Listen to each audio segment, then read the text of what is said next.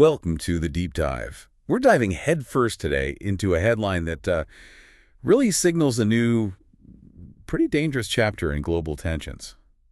Iran fires stark warning to gambler Trump. You may start this war, but we will be the ones to end it. Wow. Yeah, that's quite something. It is. Over the past weekend, the Middle East has seen this really intense escalation, and our mission in this deep dive is, well, it's to guide you through the sources, to really try and understand the events around these U.S. airstrikes on Iranian nuclear facilities and Iran's very high-stakes, very defiant response. We'll unpack the immediate reactions, the wider geopolitical implications, and I guess most importantly, what this rapidly evolving situation means for you. Exactly. And this isn't just about, catching up on the news headlines. It's really about connecting the dots, seeing the critical ripple effects, and maybe uncovering some surprising insights from the source material itself. Yeah. We'll explore the strategic moves, the global reactions, and the very specific stakes involved in this conflict that could, it could easily spiral further. Okay, so let's unpack the catalyst. What kicked this all off? On June 21st, we saw President Trump authorize strikes that he then called spectacular military success. Right. What exactly were these specific sites? Fordo, Natanz, Isfahan. And what did he mean when he said they were obliterated? Well, those names, Fordo, Natanz, Isfahan, they're crucial. They represent Iran's key nuclear facilities, the core of their program, really. Okay. So for President Trump to authorize strikes on these specific targets and then to use language like obliterated, it fundamentally changed the equation. How so? This wasn't some minor skirmish or proxy action. These bombings represented a direct major escalation. It pulled the U.S. explicitly into the pre-existing Israel-Iran conflict in a way we just haven't seen before. So direct U.S. military involvement. Yes, it signaled a direct U.S. military engagement in what's been, for a long time, largely a regional proxy war. That's a huge shift. And Iran's response was, not only swift, but incredibly direct. Yeah. And defiant. June 23rd, just 2 days later. Barely any time at all. It's exactly. Ibrahim Zolfikari, spokesperson for Iran's Qatam Al-Anbiya Central Military HQ, he delivered this dramatic video address. And, notably, he said it in English, aimed right at President Trump. Gambler Trump, you may start this war, but we will be the ones to end it. That's quite the statement. What's the strategic weight behind such a direct public challenge like that? Oh, the strategic weight is immense. Firstly, the language itself, calling him Gambler Trump, is clearly meant to provoke and personalize. But beyond that, by saying U.S. involvement expanded the battlefield, Zulfikar is essentially declaring that Iran now considers a much wider range of targets legitimate. Right. So anything associated with the U.S. is now potentially on the table. That's the implication. It's not just saber rattling. It's Iran telegraphing a potential shift, maybe moving beyond relying mainly on proxy warfare to potentially considering more direct engagement on a broader front. Which is something they've usually avoided, right? Historically, yes. They've been very cautious about direct confrontation with the U.S. So this signals a potential fundamental redefinition of their red lines and who they see as a direct combatant. And they didn't just stop at a verbal warning, did they? We saw reports that Iran's state media actually aired maps. Yes, maps of U.S. military bases in the region. Right. And repeatedly emphasizing that stern warning. Is that a common tactic, or does that signal something near, a new level of threat? I'd say that's a significant escalation in their signaling. While Iran often warns about its capabilities, showing missile ranges and things like that, explicitly airing maps of specific U.S. military bases, that's a much more direct public threat. It essentially puts those bases and the personnel there on notice. It feels very pointed. Very. It's designed to raise the stakes considerably. It tells the U.S. and its allies, we know where you are, we've done our homework.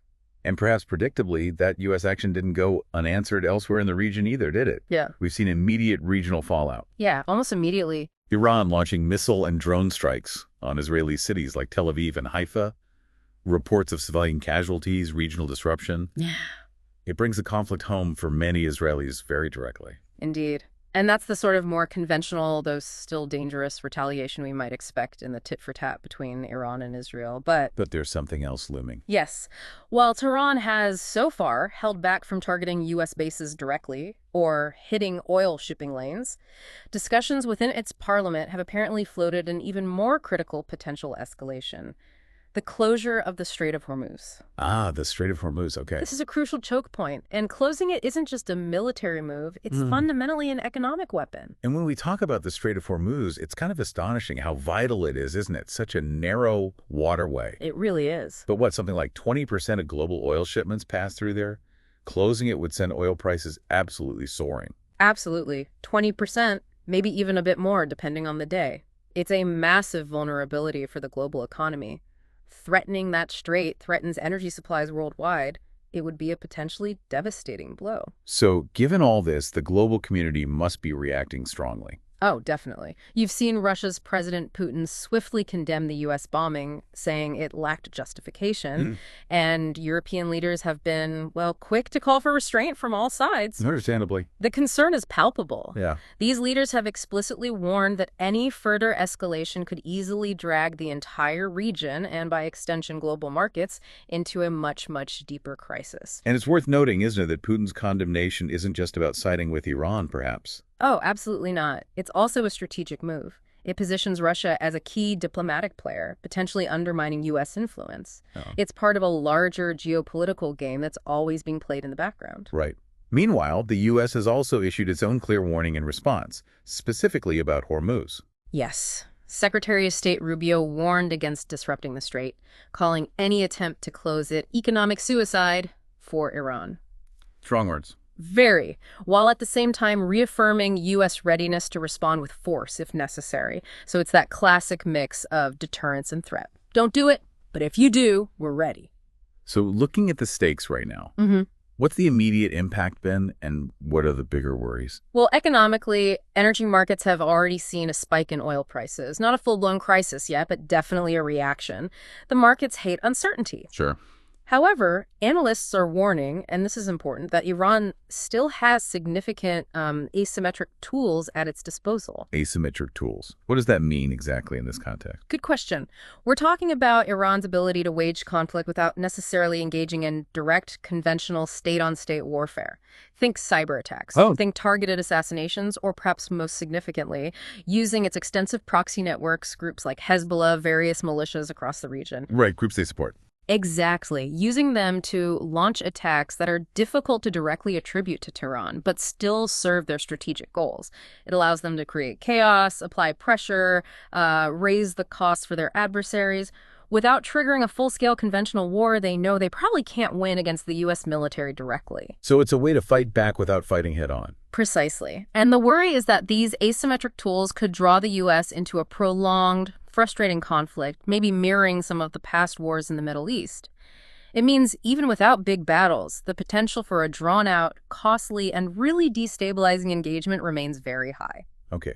So as we're all trying to process this and thinking about these potential scenarios, here are the critical questions that seem to emerge directly from the sources we've looked at, questions for us all to consider. First, will Iran actually move beyond what some might see as maybe symbolic strikes against Israel and actually target U.S. bases or those vital oil transit routes? That's the big one, militarily. Then, could the Strait of Hormuz really be shut off? Is that a credible threat?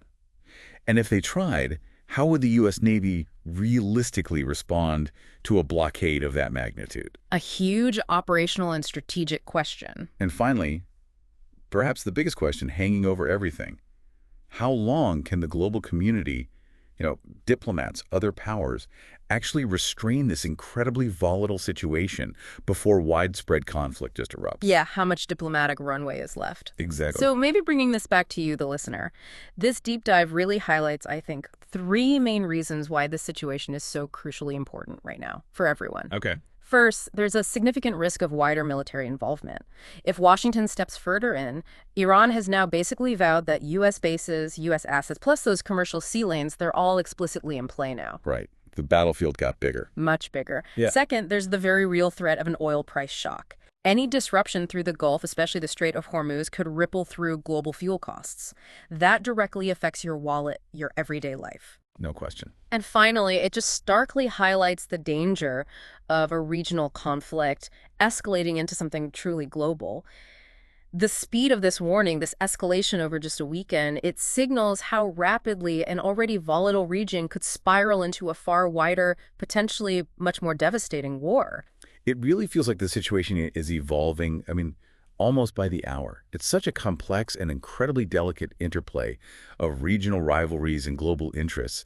The uncertainty is just It palpable. really is. And the rapid escalation we've seen in just these few days really underscores how fragile that balance of power truly is in this critical part of the world. Absolutely. So maybe a final thought to leave you with. In such a rapidly evolving situation with so many high stakes factors in play, so many different actors with different agendas, what do you think is the single most pivotal element right now for preventing further widespread escalation? What single factor perhaps stands out to you as holding the most weight in keeping the lid on this increasingly dangerous situation? Something to really ponder.